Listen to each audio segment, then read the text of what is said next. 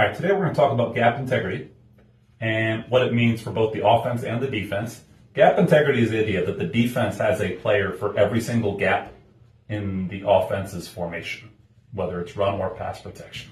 So in this case right now to the right, the offense has 3 gaps, A, B, and C. And to the left, they've got 4 gaps, A, B, C, and D, because we added a tight end to this side. Now, if the offense has 6 blockers, they're always going to have 7 gaps, so the defense would need 7 players attached to gaps. So the way we've got it drawn up right now, the nose and end would take A and C, the backer would take B, this tackle would take B, A, C, D. First, you don't necessarily have to have all these players in the box to account for the gap. The nickel could play the D gap from way outside, and it could be a spill system. There's other ways to get to the gaps. It could be a safety playing down the alley. That's the D gap player.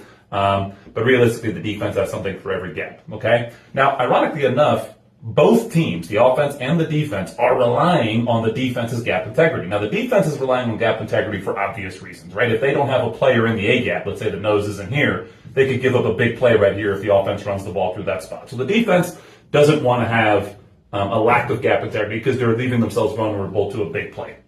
The offense is also relying on the defense's gap integrity. Let's put the nose back there. We're also relying on the defense's gap integrity because that's how we create our blocking schemes, right? Everything that's zone blocking on offense, if we all go block a gap or block a zone, we're expecting there to be one player in each gap, one player in each area, whether it's gap scheme or zone scheme, right? So ironically enough, both teams are focused on trying to make sure there's gap integrity, and they're relying on that gap integrity for their scheme to work, okay? But that's the basics of gap integrity. It's just the idea of football 101. Let's make sure the defense has enough to stick 1 in every single gap, which puts them +1 in the box. If we have 6 blockers, that means 7 gaps, which means 7 defenders tied to run gaps. That's kind of basic football 101, and both teams are relying on that gap integrity for their base schemes to work.